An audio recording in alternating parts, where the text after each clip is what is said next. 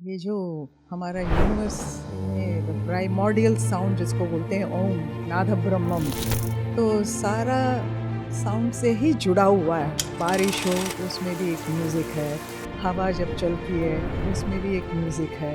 ये म्यूज़िक ये सब एक साधना है। आप ध्यान कर रहे हैं, हाँ ध्यान भटकता है, फिर भी आपको कोशिश कर करके वहीं पर लाना है। आपका फोकल पॉइंट क्या है, उस पर हमको लेकर आना है। ये आप कहते हैं कि म्यूजिक ने आपको चुना, ये कैसे? मेरी मम्मी मेरे को सिखाती थी और मैं बहुत बुरी तरह गाती थी, तो उनको लगा कि म्यूज़िक मेरे लिए नहीं है। अभी हम जिस चैलेंज के बारे में बात करेंगे वो भी आप ऐसे ही निकल गए और लोगों को पता भी नहीं चला, एंड दैट इज कैंसर। जब पहली बार मुझे पता चला, मैंने सोचा कि ये दौर भी निकल जाएगा। जब आप म्यूज़िक में रहते हो, चाहे बजाती हूँ या सुनती हूँ, उससे क्या होता है, ध्यान इन प्रॉब्लम से हट जाता है, तो इसलिए वो फिर प्रॉब्लम ही नज़र नहीं आता है। जो कंप्लेंट करता है कंप्लेंट करते ही रहता है। अगर आपको खुश रहना है, कंप्लेंट नहीं करना चाहिए।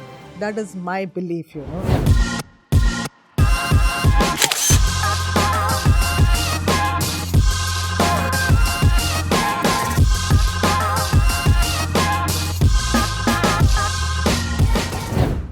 आप में से कितने लोगों ने ये सुना है? आप छोटे शहर से हो, आपको भाषा नहीं आती है, ये आपकी उम्र नहीं है, ये सब चीजें आप थोड़ी ना कर सकते हो। अक्सर लोग ही बोलते हैं या खुद ही हम अपने आप को ये बोलते हैं, और कई चीजें करने से हम रुक जाते हैं। आज हमारे बीच है एक ऐसी लेजेंडरी सरस्वती वीणा आर्टिस्ट, सरस्वती राजगोपालन जी, जिन्होंने 5 डेकेड से भी ज्यादा म्यूजिक को दिया है। एक सक्सेसफुल आर्टिस्ट बनने के लिए बहुत कठिनाइयों से गुजरना पड़ता है। आज के एपिसोड में हम बहुत चीजें कवर करेंगे। सरस्वती जी ने क्या क्या कठिनाइयों का सामना किया, कैंसर जैसी बीमारी के लिए कैसे उन्होंने हेड ऑन उसको एक्सपीरियंस किया, उसके साथ लड़ी, और कैसे सक्सेसफुल आर्टिस्ट बनने के लिए क्या क्या सीक्रेट्स हैं, क्या क्या चीज़ें हैं एक्चुअली जो हमें करने चाहिए, और अगर हम करें ना ही केवल एक सक्सेसफुल आर्टिस्ट, हम एक सक्सेसफुल इंसान बन सकते हैं। सरस्वती जी को तमिलनाडु का हाईएस्ट अवार्ड कलाईमामणि से सम्मानित किया गया है। आज के एपिसोड में ना ही केवल मैं एक आर्टिस्ट जैसे ग्रो हुई हूँ, लेकिन एक सक्सेसफुल इंसान बनने के लिए क्या क्या चीज़ों की ज़रूरत है, आज के एपिसोड में मैंने जाना। आइए जानते हैं सरस्वती जी से उनका स्वानुभव।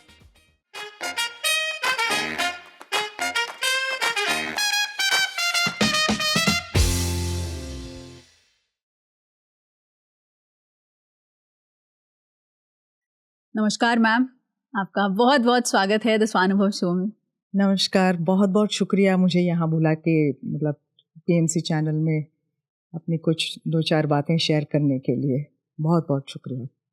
आपने बहुत सारे PSSM के इवेंट्स में भी आप आए हैं। आप म्यूजिक विथ मेडिटेशन को बहुत बढ़ावा देते हैं, so that we are very very happy about it. बस बहुत कुछ सीखना है आपसे।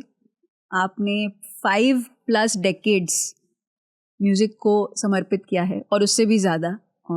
आपकी जर्नी, एक म्यूजिशियन स्पिरिचुअलिटी में रहता है, एक ज़िंदगी, एक नॉर्मल ज़िंदगी कैसे जीता है और कितने कठिनाइयों से आप गुजरे हैं, वो सब कुछ हम जानना चाहते हैं इस इंटरव्यू में।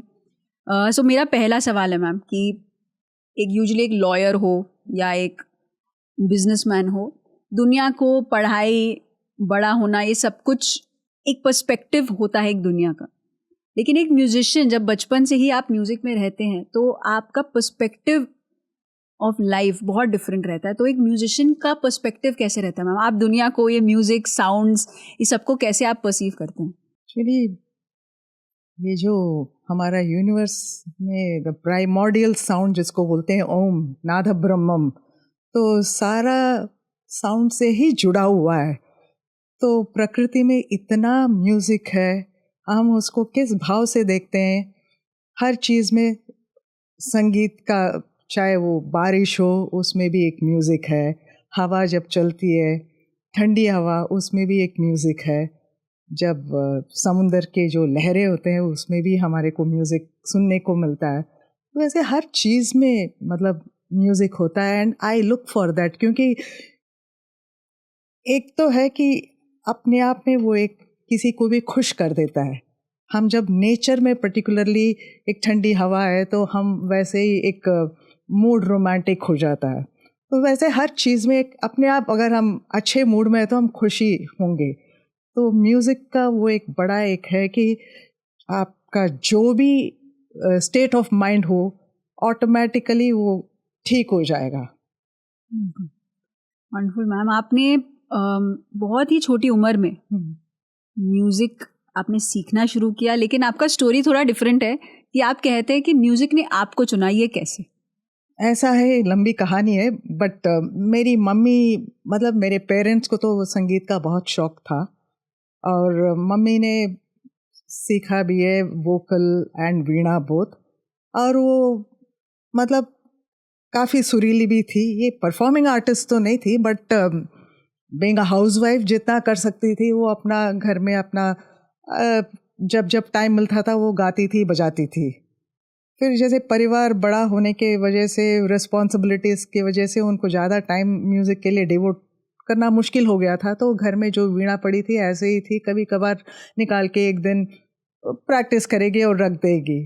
तो जिनसे मैंने सीखना शुरू किया, मेरे पहले गुरु, वो हमारे घर के पास ही रहती थी और उनको वीणा की ज़रूरत थी।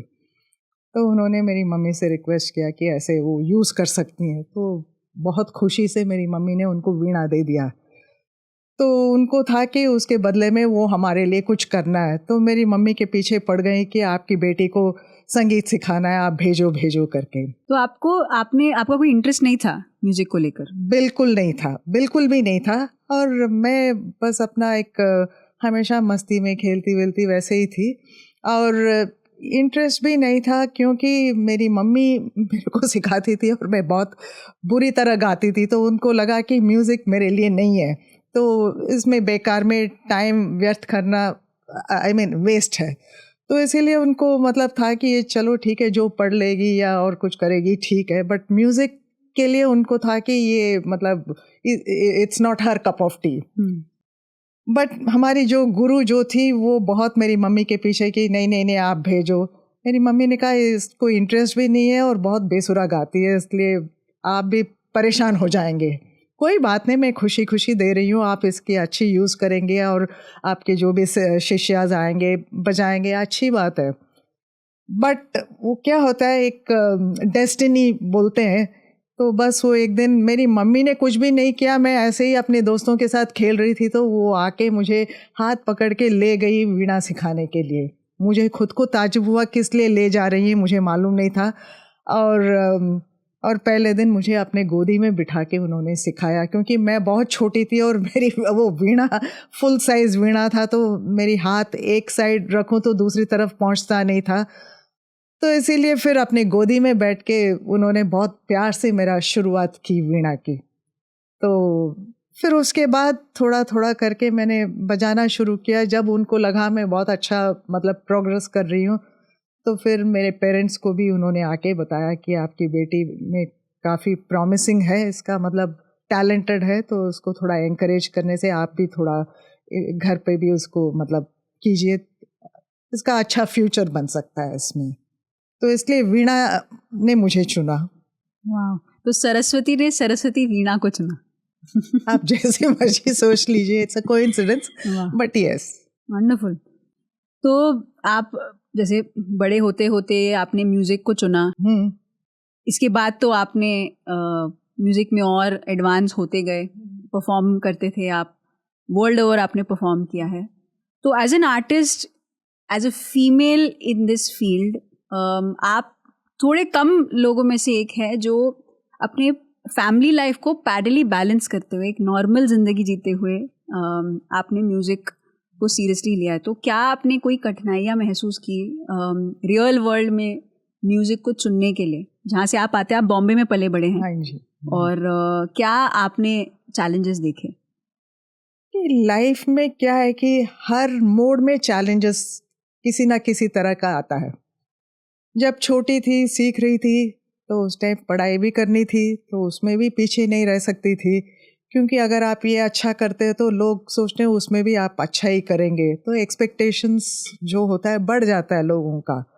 तो एक उसको चैलेंज समझिए और एक्सपेक्टेशन समझिए, जो भी है, तो अपनी तरफ से मेहनत तो करना ही पड़ता था और बैलेंस भी करना पड़ता था। अगर बोलो कि अच्छा वीणा बजाती हूँ और आप 7th क्लास में फेल, तो वो सुनने में अच्छा तो नहीं लगेगा, तो इसलिए उसमें भी थोड़ा बहुत ध्यान देना पड़ता था। एजुकेशन को साइमल्टेनियसली सीरियसली लेते हुए आपको हाँ जी म्यूजिक को लेना है, तो आपने वो किया, आपने एमए तक किया। यस, किया। हाँ, ये बोलूँगी कि I was not a topper और एनीथिंग, आई वॉज जस्ट जैसे अबव एवरेज स्टूडेंट, क्योंकि मेरा पूरा फोकस और ध्यान म्यूज़िक पे था, इसलिए उसमें मैंने ज़्यादा ध्यान नहीं दिया और मेरा टाइम ज़्यादा म्यूज़िक पे ही मैं स्पेंड करती थी। इवन आपका कॉन्फिडेंस, आपने कहा था कि कैसे एज एन आर्टिस्ट एक पर्सनालिटी सेल्फ होता है जो म्यूज़िक एक अपलिफ्ट करता है, तो कैसा आपकी पर्सनालिटी सेल्फ में क्या चेंजेस है? जैसे बहुत छोटी थी तो मैं जैसे क्या बोलते हैं, बहुत शांत, शाही तो नहीं थी, मगर बहुत ज़्यादा मतलब क्या बोलते हैं, थोड़ा सा डरती थी, मतलब। मगर वो जैसे मैंने म्यूज़िक शुरू किया, मेरे में एक music was a turning point, I would say, कि suddenly I became very confidence. फिर मेरे को जैसे परफॉर्मेंस करना पड़ा, कभी ये नहीं डर लगा कि मैं कुछ लोगों को स्टेज में बैठ के लोग सुनेंगे, इतने लोगों को फेस करना है, वो डर कभी नहीं था। तो ग्रेजुअली म्यूज़िक के वजह से क्या है कि एक सेल्फ कॉन्फिडेंस, अपने आप को कैसे संभालना है सिचुएशंस में, वो सब मुझे एक क्या धैर्य बोलते हैं ना, वो अपने आप म्यूज़िक के ज़रिए बोलो जैसे भी, it was a turning point जो मुझे एक अपने आप में एक क्या आत्मविश्वास कि हाँ मैं ये भी कर सकती हूँ, वो भी कर सकती हूँ। तो मैं अपना फिर उसके आगे बाद में मतलब चैलेंजेस फेस करने में काफ़ी मदद की वो सब मुझे। क्योंकि मैंने आपके कॉन्सर्ट में भी देखा है कि आपके पिताजी भी बैठते हैं, आपके हस्बैंड बैठते हैं, आपके बच्चों का भी सपोर्ट है। सो यू हैव, आप एक नॉर्मल जिंदगी जी रहे हैं। तो ये भी होता होगा क्योंकि आप 30 years you have dedicated to AIR, तो आप you are one of the top most graded AIR artist.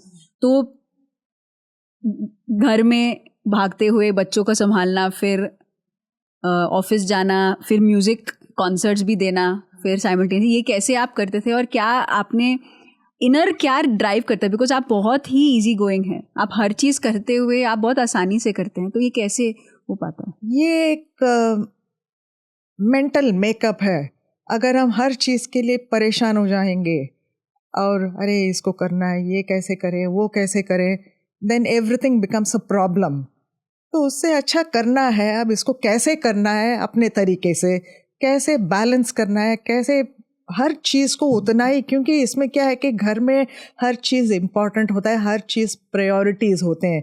अगर घर का काम भी देखना है, that is a very important thing, क्योंकि 4 लोग आपके ऊपर डिपेंड करते हैं कि खाना टाइम से बनना है या जो भी है, बच्चों को स्कूल भेजना है, उनके पढ़ाई का देखना है, और बड़े बुजुर्ग हैं उनका भी मतलब ख्याल रखना है। तो सब कुछ इसमें प्रायोरिटी है। तो इस प्रायोरिटी में और प्लस मेरे लिए मेरा म्यूज़िक बहुत इम्पॉर्टेंट है, तो इसको बैलेंस करने के लिए टाइम मैनेजमेंट और किसी चीज़ के लिए परेशान होना, हैसल होना, गेटिंग क्या बोलते हैं, एक एजिटेटेड, एंक्शियस नहीं होना चाहिए। आराम से स्मूथली, चलो ठीक है, अगर मेरे को 8 बजे ये करना है तो मैं 4 बजे उठ के मैं अपना वीणा प्रैक्टिस कर लूँगी, या तो रात को 10 बजे जब सब अपना काम घर का हो गया, सब सो गए, उसके बाद बैठ के प्रैक्टिस करूँगी। तो इसलिए मैंने अपना म्यूज़िक के लिए अपने हिसाब से टाइम निकाल लेती थी, प्लस सबको भी खुश रखती थी। तो इसलिए घर में मेरे को वैसे प्रॉब्लम नहीं हुआ कि कोई मतलब क्या बोलते हैं अनहैप्पी नहीं थे, बिकॉज दे वर ऑलवेज, कि ऐसा नहीं था कि अरे मम्मी अपने ही काम पे मस्त है, हमारे को नहीं देख रही है। ऐसा फीलिंग किसी को कभी मैंने दिया नहीं है, क्योंकि मैंने अपना म्यूज़िक को किसी के लाइफ के साथ इंटरफेयर नहीं करने दिया। वैसे उन सब चीज़ को भी मैंने देखा कि मेरे म्यूज़िक के साथ इंटरफेयर नहीं करने दिया। सब अपनी अपनी जगह मैंने हर चीज़ को इम्पोर्टेंस दिया और टाइम के हिसाब से जैसे करना है मैंने मैनेज किया।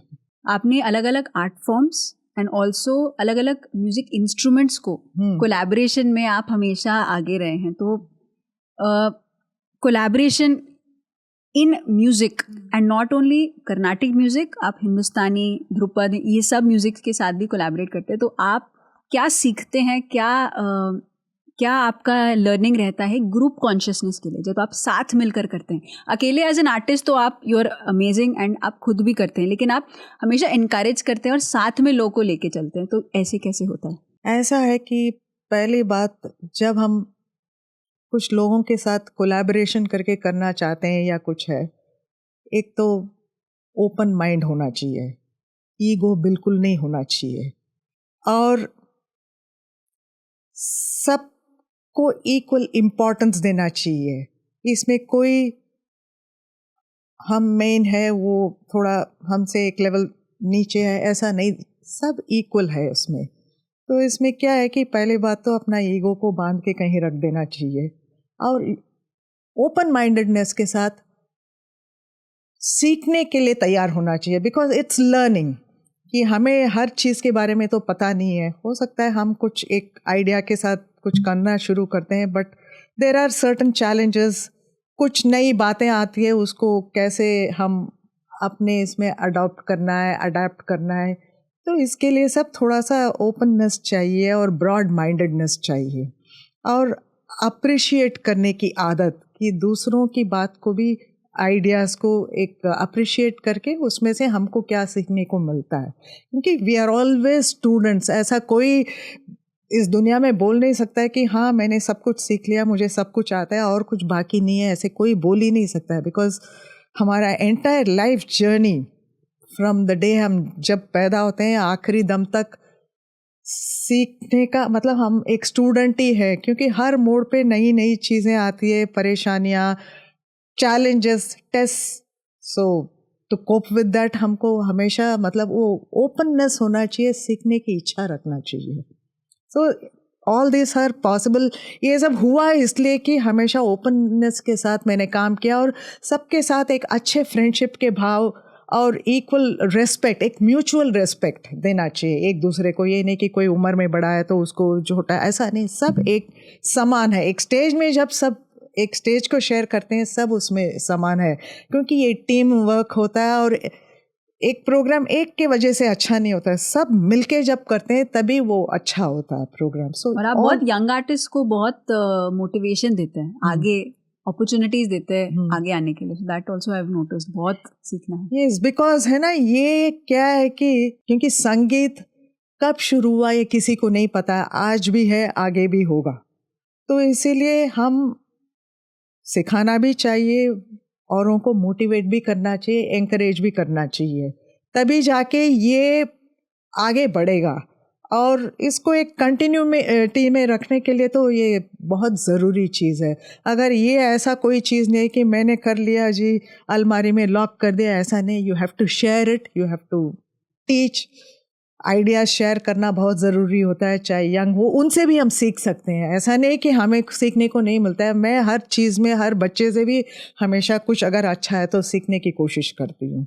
इवन आपके जो स्टूडेंट्स मैंने देखे हैं कि आप मैरिड वुमेन हो, रियली एज्ड वुमेन हो से लेके एंटरप्रेन्योर्स, मेल भी सरस्वती वीणा को चुनते हैं, और आपने इक्वल इवन बच्चे भी आते हैं, और आप हर एक एज ग्रुप के साथ वही विगर, वही अटेंशन देते हैं। So that really really appreciate ma'am. आपको कभी लगा नहीं कि कैसे आगे लेके जाएंगे, क्या पॉसिबल है, क्यों इस पे टाइम स्पेंड कर रही हूँ?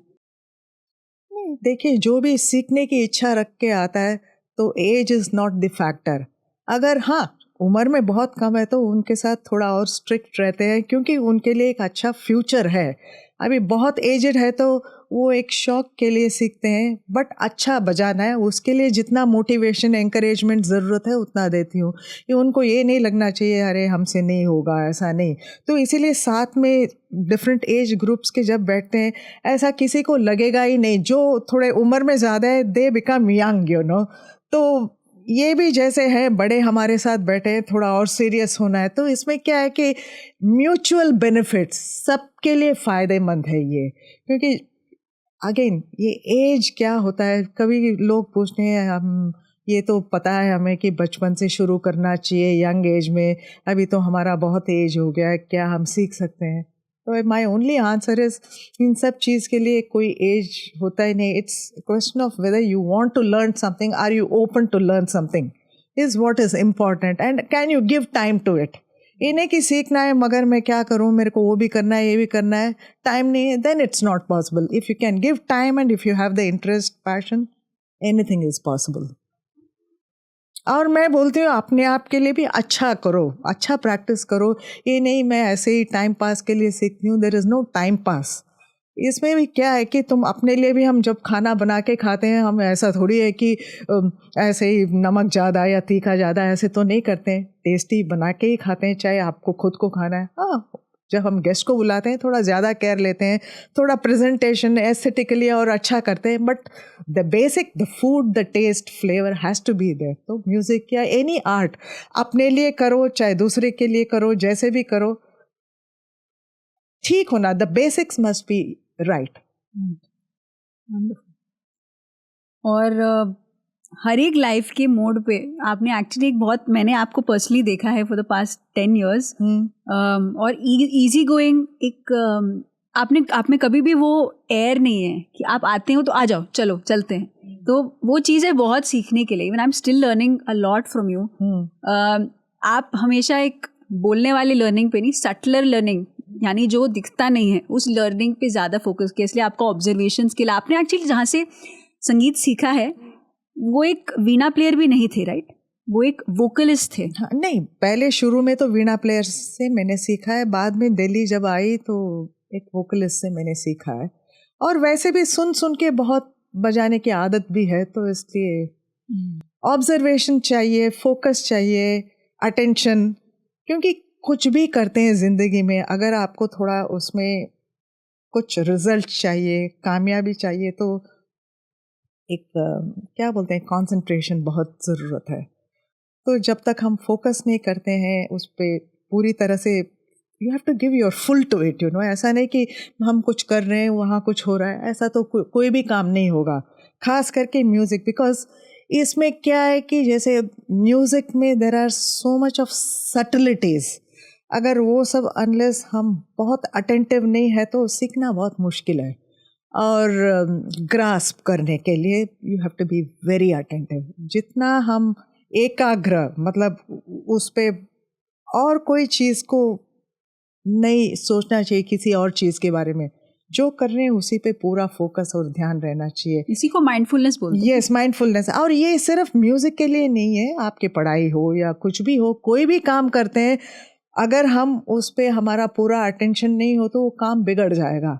ठीक है, कभी हम स्लिप्स होंगे, गलतियां होंगी, एक तो लिख के हम इरेज करके उसको दोबारा लिख सकते हैं, बट अगर कोई एक चीज़ अच्छे से कर सकते हैं तो वी शुड ऑलवेज ट्राई कि उस पर हम कोशिश करना चाहिए. और ये म्यूज़िक, ये सब एक साधना है, ये कोई ऐसे ही मतलब आप 10 चीज़ें करते हुए इसको नहीं कर सकते. अगर ये साधना है तो आपको एक साधक बन के उसके ऊपर पूरा, जैसे इट्स लाइक अ मेडिटेशन, आप ध्यान कर रहे हैं. हाँ, ध्यान भटकता है, बट क्या है कि फिर भी आपको कोशिश कर करके वहीं पर लाना है. आपका फोकल पॉइंट क्या है, उस पर हमको लेकर आना है. तो इट्स वेरी इम्पॉर्टेंट. तो यस. तो आपने अपनी लाइफ में कई चैलेंजेस के बारे में आप बात ही नहीं करते हो एक्चुअली. आपको चैलेंज ही नहीं दिखता. तो आई थिंक इसलिए मैं आप उस पर ज़्यादा फोकस भी नहीं कर रहे, विच इज़ वंडरफुल. ये चीज़ें आई थिंक इवन व्यूअर जानेंगे कि जो आप अभी हम जिस चैलेंज के बारे में बात करेंगे वो भी आप ऐसे ही निकल गए और लोगों को पता भी नहीं चला. And that is cancer. In 2022 yes, detect हुआ था. तो as an artist in your career एक अलग सा शिफ्ट, एक मोड आया. तो कैसे आपने कोप किया एक इतने बड़े इस विषय के बारे में, जब आपका पूरा व्यक्तित्व ट्रांसफॉर्म हो जाता है? आप जैसे आप लोग आपको देखते हैं या जो बातें चलती है वो सारे चीज़ें एक अलग सा माहौल क्रिएट करता है. तो आपने इन सब चीज़ों के साथ कैसे आपने किया? पहली बात तो ये है, जब पहली बार मुझे पता चला, मैंने सोचा कि चलो ये भी हो गया है, ये दौर भी निकल जाएगा. और पूरा, जैसे क्या बोलते हैं, ऊपर वाले के ऊपर अपना पूरा भरोसा रखा. अब जो भी है करता वही है, देता भी है, सब लेता, सब कुछ वही करता है. तो इसमें जो हो गया, अभी इसको रिवर्स करने के लिए आगे का क्या करना है, बस प्रेयर्स एक बहुत काम में आया। ना ही मैंने खुद प्रे किया, बट मेरे जितने भी नोन अननोन सारे मेरे लिए इतने प्रार्थना किया। सो प्रेयर्स ऑलवेज डू वंडर्स। दूसरी बात, मेरे खुद का संगीत। तो एक मैंने जैसे शुरू में ही बोला, संगीत ऐसा चीज़ है कि एक मेरे ज़िंदगी में बड़ा टर्निंग पॉइंट, एक सेल्फ कॉन्फिडेंस। तो एक स्टेज में जब बैठ के परफॉर्म करना पड़ता है, उसके लिए बहुत, आपको क्या बोलते हैं, एक स्टेज फियर। तो this is also kind of a fear of life, you know, क्योंकि ये एक ऐसा, लोगों ने इसको लाइफ थ्रेटनिंग समझ लिया है, तो इस शब्द से ही लोग घबराते हैं। मगर मैं घबराई नहीं। मैंने कहा अगर ये भी हुआ है तो ऊपर वाले ने कुछ सोच के अच्छा भी दिया है, तो ये दिया है, इसके लिए मुंह नहीं मोड़ना चाहिए। चलो इसको भी हम अच्छे, take it in the stride and do what best you can. मेरा यही पॉलिसी था और शुरू से, इसलिए क्योंकि I dent allow it to, जैसे मेरे पे वो हावी होने नहीं दिया। क्योंकि ये ना, जब you become weak that takes over, तो I dent allow that to happen. तो इसलिए मेरे लिए it was not difficult to cope. Of course जो एक शारीरिक, क्या बोलते हैं ना, एक वीकनेस, इस मेडिकेशन, ये जो ट्रीटमेंट से बहुत कुछ होता है, वो उसके साइड इफ़ेक्ट्स ये सब तो है ही है, बालों का झड़ना, हाँ झड़ना, वो सब। एनीवे मुझे उससे कोई ज़्यादा प्रॉब्लम नहीं हुई। झड़े और आ भी गए और भी आएंगे, तो वो तो प्रॉब्लम नहीं था। बट ये था कि ये डिजीज को कम्प्लीटली स्मैश करना चाहिए, आगे के लिए नहीं होना चाहिए। उसके लिए मेरे डॉक्टर्स ने बहुत अच्छा मुझे ट्रीटमेंट दिया है। So I have to be very thankful to all my doctors, my care takers, my family, my husband, मेरे बच्चे। क्योंकि मैं नहीं घबराई, बट वो लोग सब थोड़ा सा घबरा गए। तो बिकॉज मैं स्ट्रांग थी, इसलिए उनके लिए भी ये जर्नी थोड़ा आसान हो गया। अगर मैं थोड़ा सा डाउन हो जाती तो उनके लिए और प्रॉब्लम हो जाती। मैं थोड़ा अपने आप को संभाल के रखी, इसलिए उनको इतना मुश्किल नहीं था। और जो ट्रीटमेंट होना था वो तो होना ही था, तो उसमें सब हम कुछ कर्टेल नहीं कर सकते। जब तक चला चला, उसके हाँ आफ्टर इफेक्ट, साइड इफेक्ट सब कुछ अभी भी है, बट चलता है। मगर मैंने जैसे बोला ना, उसके वजह से मैंने अपने एक्टिविटीज़ में कोई चेंजेस नहीं लेकर आई। अपना प्रैक्टिस जारी रखती हूँ, अपना प्रोग्राम्स भी करती हूँ, अभी भी सिखाती हूँ। जो जो म्यूज़िक का मेरा चलता था वो सब अभी भी चलता है। थोड़ा कम हुआ है क्योंकि जब बॉडी फिज़िकली वीक है तो थोड़ा इम्यूनिटी लो हो जाता है, तो कुछ इन्फेक्शन से सब, ट्रैवलिंग में सब होता है, थोड़ा लाइफस्टाइल चेंजेस सब लाना पड़ा, तो इसलिए थोड़ा सा मतलब स्लो डाउन हुआ है। बट रुके नहीं आप। रुका नहीं, बिल्कुल नहीं।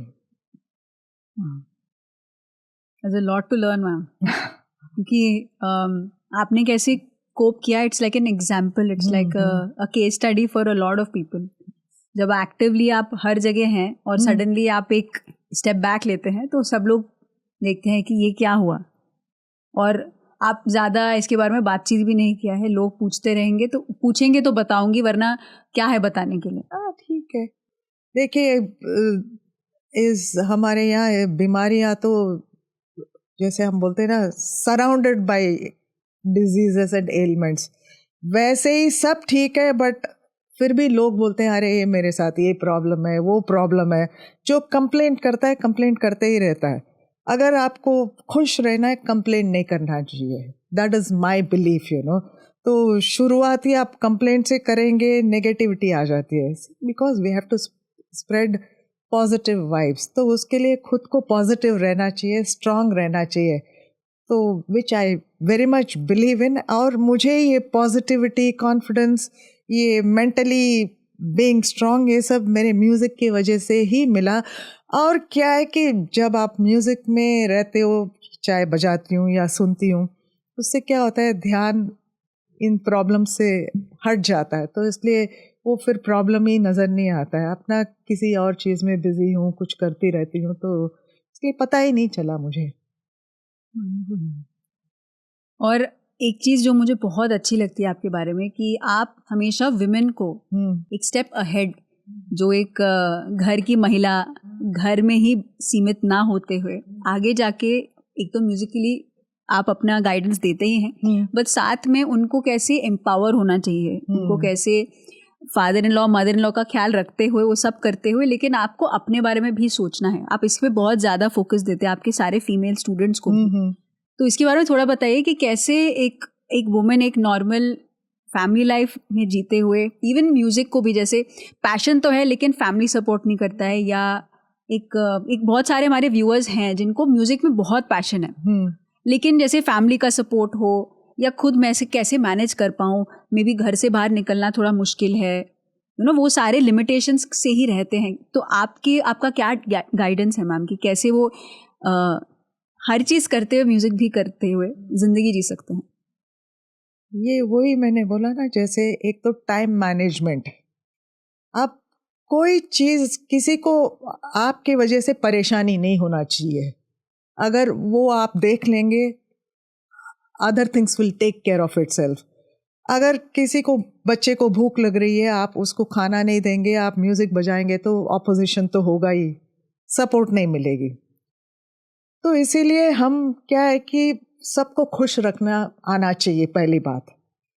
और हाँ, जैसे आपने बोला कुछ फैमिलीज़ में ये भी है कि सपोर्ट नहीं मिलता है क्योंकि बहुत कंजर्वेटिव होते हैं, या उनको ये नहीं पसंद है कि कोई अपने घर की बेटी बाहर जाए, सीखे, ये करे वो करे।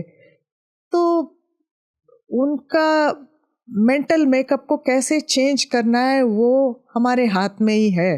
तो उसके लिए आप ऐसे उनको खुश करो कि वो आपके पर्सनल जो इंटरेस्ट है उसमें इंटरफेयर नहीं करेंगे और आपको थोड़ा थोड़ा करके फिर सपोर्ट करना भी शुरू कर देंगे।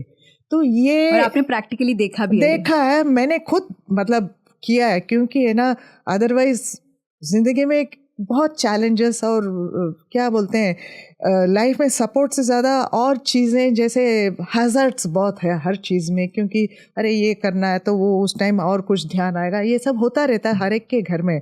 बट इन सब के ऊपर हम सबको भी करके अपना भी करना एक टैलेंट है, ये वी हैव टू, मतलब वही सबसे पहले ये है कि पहले हमको अपने आप को how we conduct our selves, क्योंकि दूसरों को दुखी करके हम सुख नहीं रह सकते। तो सबको खुश रखो, only then you will be happy, then you can do what you want to. And ये सब अपना थोड़ा एडजस्टमेंट, ईगो, अगर कोई बोलता है उसका बहुत सीरियसली नहीं लेना चाहिए। चलो बोल दिया है, बड़े हैं, कोई बात नहीं, हम अपना कर लेंगे, ठीक है, उनका जो काम है पहले वो करके अपना कर लेंगे। तो एक एडजस्टमेंट, तो अगर हम ये सब करेंगे तो आई थिंक घर में सब थोड़ा थोड़ा अपने आप में थोड़ा सा चेंजेस और बदलाव लाएंगे उनके बिहेवियर में भी, तो थोड़ा आसान हो सकता है। तो ये सब प्योरली इसके लिए ट्रेनिंग करके कुछ नहीं है, क्योंकि ये सब लड़के नहीं कर सकते, बिकॉज उसमें क्या होता है फिर घर का माहौल ख़राब हो जाता है, क्योंकि देन वो नेगेटिविटी घर में, अशांति, ये सब नहीं होना चाहिए। If you are I am a peace loving person, so I don't like arguments, even कोई ऊंची आवाज़ में भी बोले तो उसके लिए क्या है कि हम एटमॉस्फेयर को उस हिसाब से कंड्यूसिव करना चाहिए, ताकि आप जो करते हैं लोगों को लगना चाहिए कि कुछ गलत नहीं कर रही है, अपना म्यूज़िक ही तो सीखने की इच्छा रखा है, या कोई अपने इंटरेस्ट, तो कुछ भी हो सकता है, एनी आर्ट, कोई भी चीज़ हो सकता है, स्पोर्ट्स, तो वो अगर कोई एनकरेज करना है तो फिर थोड़ा सा एटमॉस्फेयर को ठीक करने के लिए पहले शुरुआत हमको ही करना है। दूसरों से एक्सपेक्ट मत करो कि वो हमारे लिए ये करे, तुम पहले करो, तो उसका इन रिटर्न आपको ज़रूर उसका अच्छा जो भी है रिजल्ट मिलेगा। तो मैम आपके करियर में आप 30 साल से अधिक आपने AIR में आपने एक ग्रेडेड आर्टिस्ट के साथ साथ आपने काम भी किया है। So and also you are awarded Kalaimamani from Tamil Nadu state. So as a working in AIR कैसे आपका वर्ल्ड व्यू कैसे रहा है? कैसे लोगों से मिलते थे आप? कैसे लोगों को म्यूज़िक में लेकर आते थे? कैसी ट्रेनिंग होती थी? AIR में म्यूज़िक के लिए ट्रेनिंग नहीं होती है, जो ट्रेंड है और ग्रेडेड है उनको ही चांस मिलता है। तो एक लेवल होता है, वो लेवल होने से ही मतलब वो अपॉइंटमेंट मिलती है, मतलब फॉर जॉब परफॉर्म करने के लिए भी एक ग्रेड होता है। ऑफ कोर्स युवा के लिए एक युवावाणी करके होता है, उसमें भी ऑडिशन तो पास करना होता है, तभी जाके युवावाणी में जो यंगस्टर्स को अपॉर्चुनिटीज़ देते हैं वो होता है। बट मैं तो जैसे एज अ यंगस्टर मेरे को रेडियो से all India first prize competition में मिला, फिर स्कॉलरशिप वगैरह गवर्नमेंट ऑफ इंडिया का कल्चरल स्कॉलरशिप मिला। उसके बाद रेडियो में जैसे प्राइज़ मिला, उसके बाद से ही मैंने रेडियो में बजाना शुरू कर दिया था, in the sense not as an employ as a government servant, but radio में तभी पीरियोडिकली जैसे प्रोग्राम्स के लिए बुलाते हैं तो वैसे तो मैं परफॉर्म करती ही थी। उसके बाद में जब वहाँ पर अपॉइंटमेंट के लिए वो वैकेंसी आया तो मैंने अप्लाई किया और मुझे मिल भी गया जॉब।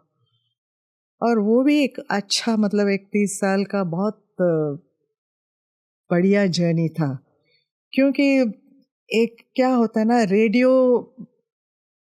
और म्यूज़िक में एक बहुत गहरा कनेक्शन है। क्योंकि अगर कोई रेडियो आर्टिस्ट बोलने से पीपल विल रेज आईब्रोज की, not eyebrows in that sense, मतलब हो यू आर फ्रॉम एक एक्सक्लेमेटरी जैसे उनका रिएक्शन होगा, हो आर यू रेडियो आर्टिस्ट, मतलब एक अलग से आपका एक, मतलब उनके नज़रों में वो आपको कुछ अच्छा, मतलब एज अ स्पेशल वो कोई बहुत अच्छा बड़ा कलाकार है। एक टाइम में ऐसा भी हुआ करता था, रेडियो आर्टिस्ट अपने विजिटिंग कार्ड में लोग मतलब उसको इंक्लूड करते थे।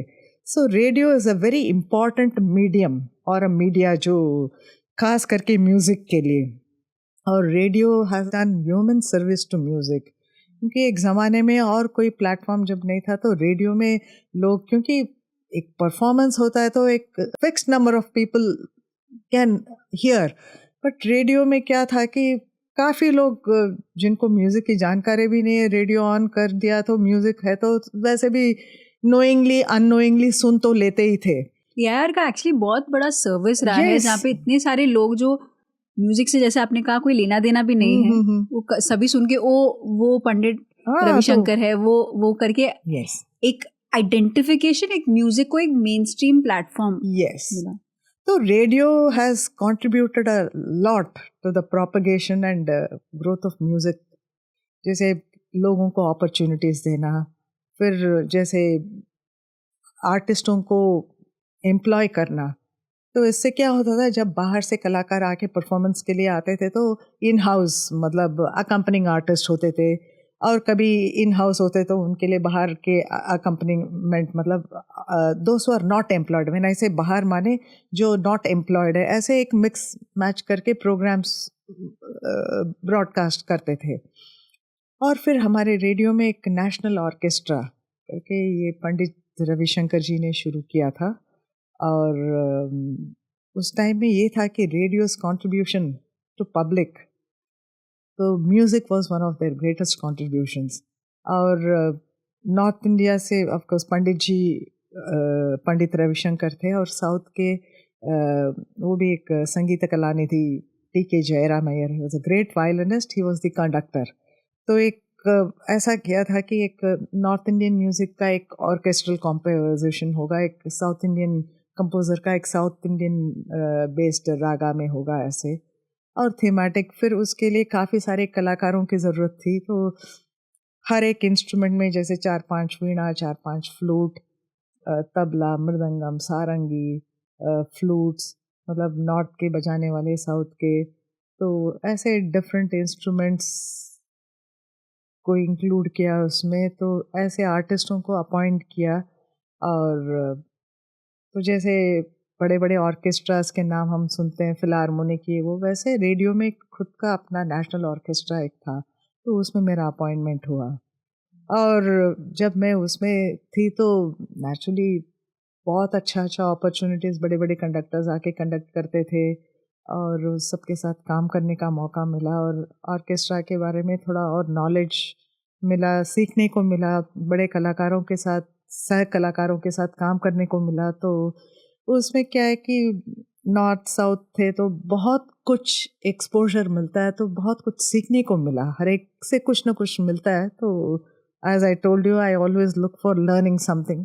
तो काफ़ी मतलब बेनिफिट हुआ है और बहुत अच्छा भी लगता था, क्योंकि होल डे हम म्यूज़िक और म्यूजिशियंस के बीच में बैठे हैं, तो बहुत अच्छा लगता था। और so it was a wonderful journey of 30 long years in all India radio. तो बहुत सारे रिकॉर्डिंग्स होना, हर समय ऑक्यूपाइड रहना रहता होगा। हाँ, म्यूजिक में बड़े बड़े कलाकार आके परफॉर्म करते थे, तो वहाँ जाके थोड़ी देर ऐसे हम सुनते थे। जो भी जितने भी बड़ा नामी कलाकार हैं, सब लोगों ने आके परफॉर्म किया, तो नेचुरली एक बार नहीं कई बार, तो हमको वैसे ही जैसे हम और आप बैठे हैं वैसे इन सच क्लोज क्वार्टर्स उनके साथ इंटरेक्ट करना या बातचीत करने का, उनका म्यूजिक सुन के। आर्टिस्ट होते थे? सारे जितने भी बड़े कलाकार हैं सब ने आके परफॉर्म किया है, मतलब कोई एक नहीं है। आप पंडित चौरसिया को लीजिए, शिव कुमार जी को लीजिए, सारे मतलब कलाकार आके रेडियो में परफॉर्मेंस तो देते ही थे।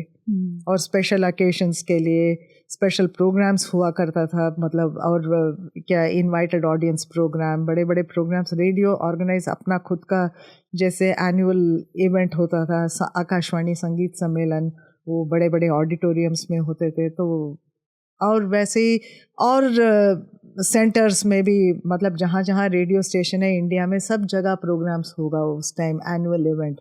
फिर वो सारा जैसे नेशनल प्रोग्राम करके उसको ब्रॉडकास्ट करेंगे, सो सबको सब कुछ बाद में ब्रॉडकास्ट में सुनने का एक मौका भी मिलता था। तो दिस वे क्या है कि हमारा संगीत के लिए बड़ा एक क्या बोलते हैं, इट गॉट स्प्रेड अक्रॉस। अभी तो खैर सोशल मीडिया यूट्यूब में तो it is all over the world. तो उस ज़माने में with all the limitations with in India सबको सुनने को मिलता था, और एक अच्छा मीडियम था लोगों को सीखने को। मतलब म्यूज़िक में थोड़ा इंटरेस्ट, कई लोगों ने रेडियो सुन सुन के इंटरेस्ट डेवलप किया है। और हम भी जैसे हमेशा जब रेडियो में काम नहीं करती थी, एक स्पेशल प्रोग्राम जब जब आता था, सब सुनने की एक आदत हमारी होती थी कि हाँ ये सैटरडे पता नहीं इस बार कौन है नेशनल प्रोग्राम, तो एक इंटरेस्ट होता था। हाँ तुमने सुना वो प्रोग्राम? हाँ मैंने भी सुना, अरे मिस हो गया।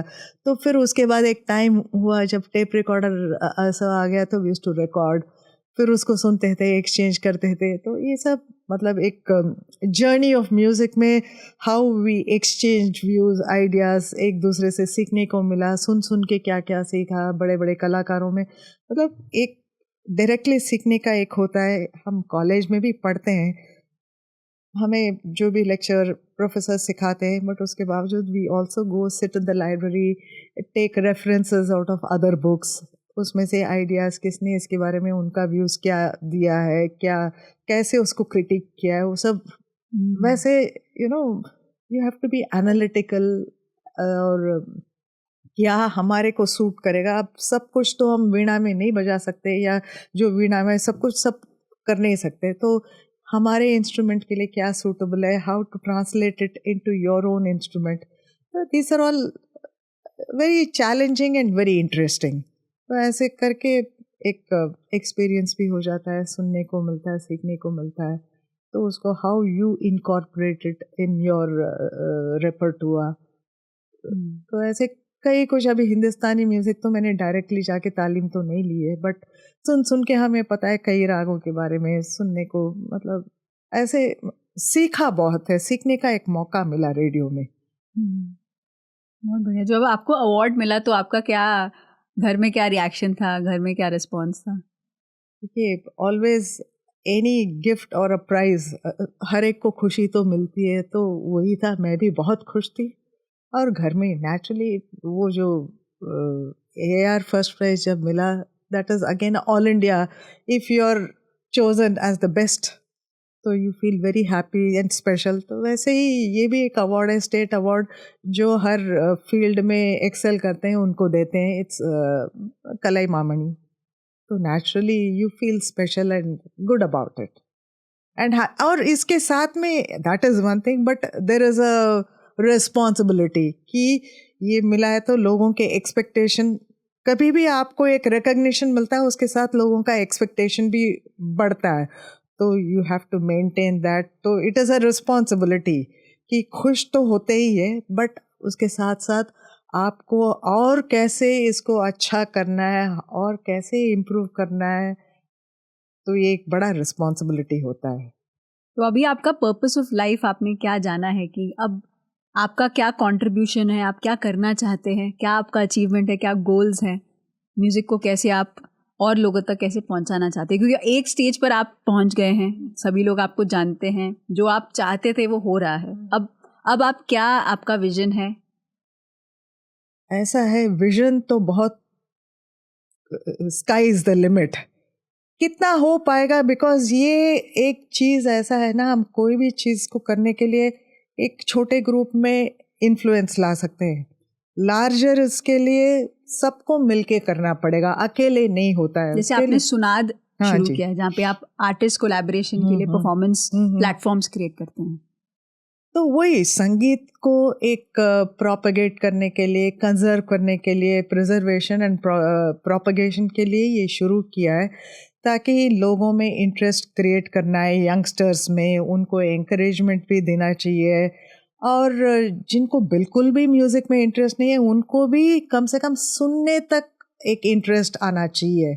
तो इसलिए हम ऐसा हमेशा, हमारे प्रोग्राम ऐसा होता है कि उसमें बहुत established artist, very famous artist का भी हम प्रोग्राम रखते हैं, उसमें अप एंड कमिंग आर्टिस्ट का भी रखते हैं, ताकि उनको भी एक अच्छा प्लेटफॉर्म मिल जाए अपने टैलेंट को शोकेस करने के लिए।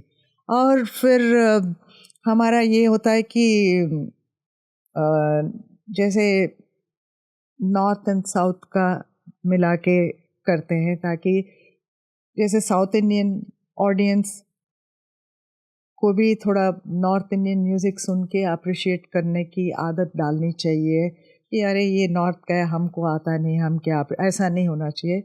इट इज़ काइंड ऑफ कि you should go and hear and familiarise, हर चीज़ थोड़ा 10 बार सुनेंगे फेमिलियर हो जाएगा। तो वैसे ही नॉर्थ इंडियंस तो ऐसा, जब कोलैबोरेटिव प्रोग्राम्स रखने में क्या है कि मिक्स्ड ऑडियंस आते हैं, तो मिक्स्ड ऑडियंस में क्या होता है कि कुछ नॉर्थ के सुनने के लिए आते हैं तो उनको लगता है हाँ हमने कभी साउथ इंडियन सुना ही नहीं, ये इतना भी अच्छा है, इसमें ये है, तो उनको एक नई बात मिलती है। क्या म्यूजिक हाँ, हर चीज में, because as I told you right, mother nature में जो म्यूजिक है और किसी में नहीं, हर चीज हमको हमारा नेचर से ही मिला है। Musical instruments are made out of natural products. जैसे हमारी वीणा जो बजाती हूँ जैक फ्रूट वुड से बनाया है, ये पम्पकिन वुड जिससे भी सितार वगैरह बनता है वो, फिर मृदंगम जैक वुड से, तो हर चीज़ मतलब घटा मजा क्ले पॉट, इट्स अर्थ। सो हर चीज़ हमको नेचर से ही मिला है, और संगीत म्यूज़िक नेचर से ही, हर एक पक्षी का जो साउंड है उसी से हमको स्वर मिले हैं। तो इसलिए कि it is natural, it should be natural for people to appreciate and understand it. तो जो नहीं करता है उनके लिए हम प्रोग्राम के ज़रिए lecture, demonstration, music appreciation programmes ऐसे करके हम उनको फेमिलियराइज करते हैं कि कैसे म्यूज़िक सुना जाए, कैसे अप्रिशिएट किया जाए, ताकि अगर एक 10 चीज़ में कम से कम 2 चीज़ भी वो उस दिन अब्जॉर्ब कर लेते हैं, उतना ही काफ़ी है। तो ऐसे करके करके, बिकॉज एक ज़माना था, जैसे मेरे फादर सब, बहुत लोग बल्कि, उन लोगों ने सुन सुन के ही म्यूज़िक में इतना इंटरेस्ट लिया और काफ़ी जानकारी भी रखा है। Because my father knew a lot of music which he never got formally, I mean trained by anybody, but he has heard so much of music that he knew so much about music, you know, some of the, बहुत जैसे subtleties या technicalities नहीं मालूम होगा, but in a broader sense he knew quite a bit about music. जो formal training रहते हैं उनको हर चीज़ का उसमें थियरेटिकल सब कुछ मालूम हो जाता है, बट जो सिर्फ सुन सुन के अप्रिसिएट करते हैं उनके लिए भी सुनने की आदत डालनी चाहिए। One learns a lot, you know, over a period of time. तो थोड़ा थोड़ा ग्रामर भी समझ में आना शुरू होता है, अरे ये इस राग पे बेसिस है, वो भी एक सॉन्ग है, कुछ मिलता जुलता है, एक फिल्म सॉन्ग है. Then you start comparing and you know then you feel happy. Oh, I'm trying to slowly appreciate music. I'm able to at least connect something with, there are so many film music songs which are so beautiful, you know. And क्या बोलते हैं, based on classical music. तो उसमें क्या है, रागा based होता है कुछ सॉन्ग्स. वैसे any music is raga based only, some raga और सम मिक्सचर ऑफ रागास और वॉट एवर इट इज. तो सुन सुन के कुछ लोग फिल्मी म्यूजिक सुनते हैं बट क्लासिकल में इंटरेस्ट नहीं लेते हैं. But gradually you know they also develop their ears, you know. We have to train our ears to appreciate. Actually Patri Satish Kumar ji जब स्वानुभव शो में आए थे, उन्होंने कहा था कि उनकी माँ उनकी इंस्पिरेशन रही है. तो आपके लिए कौन इंस्पिरेशन रहा है आपके जर्नी में, जिसके लिए आप कृतज्ञ भाव व्यक्त करना चाहेंगे?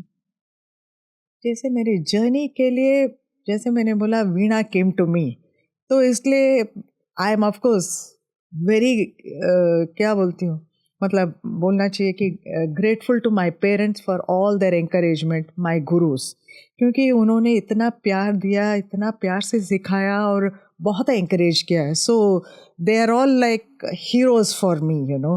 तो इसलिए किसी एक को नहीं बोल सकती हूँ. हाँ, ऐसा है कि उनकी, जैसे आपने कहा, उनकी माँ इंस्पिरेशन, कोई एक जना पुश करता है. वैसे मेरी माँ भी डंडे लेके मुझे बहुत पुश किया है. She used to be very strict with me once. जैसे उनको पता चला कि I am showing, I mean lot of promise, so there is a good future for me, then she used to be very strict with me.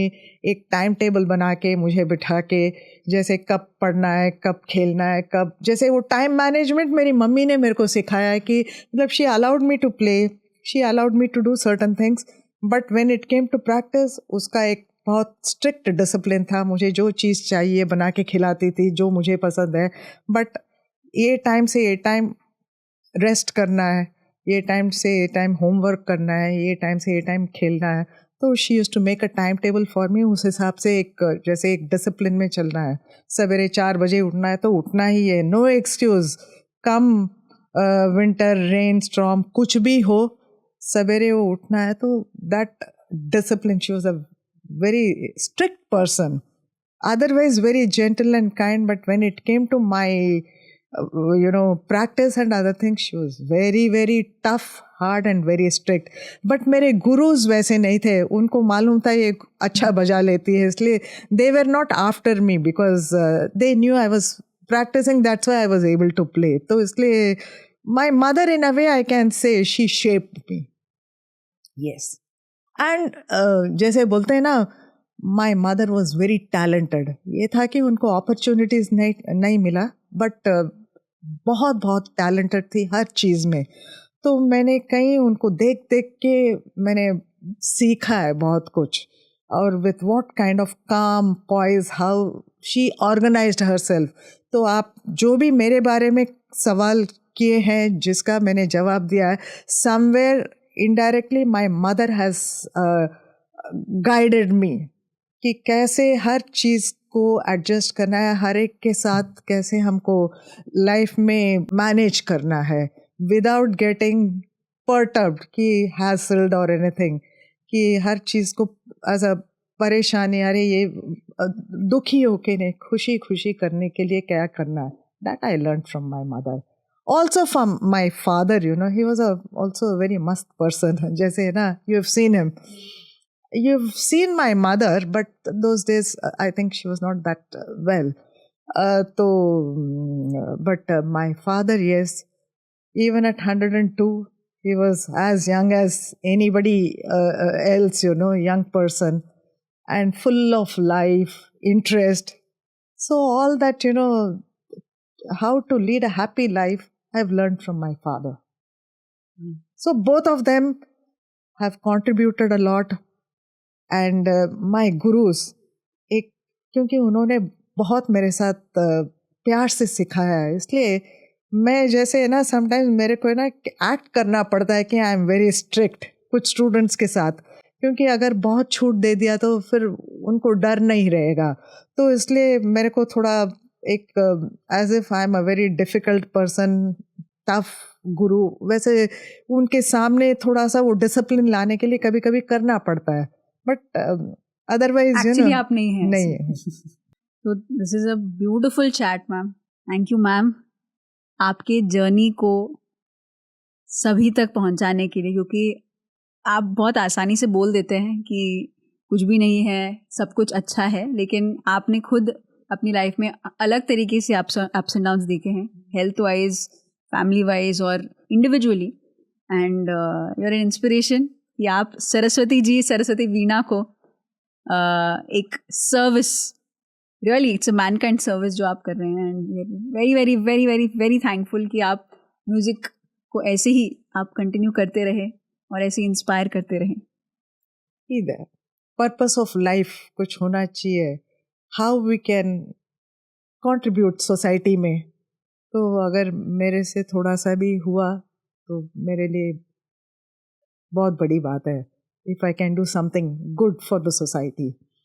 और music के लिए तो है ही है, और जितने लोग सीखें समझें और उसको अपनाएं अच्छा ही है। और लोग सुन के, मतलब म्यूज़िक ऐसी चीज़ है किसी भी उम्र तक हम उसको प्रैक्टिस कर सकते हैं, तो इसमें कोई एज का तो है ही नहीं है, कुछ नहीं तो सुन ही सकते हैं, अप्रिशिएट कर सकते हैं।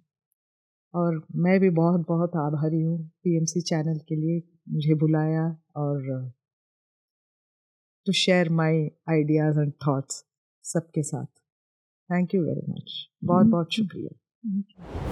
कैंसर जैसी बीमारी को कैसे ना ही केवल उन्हें फेस किया बट एक्चुअली एक्सेप्ट किया। म्यूजिक और लाइफ में एक्चुअली कोई अंतर नहीं है।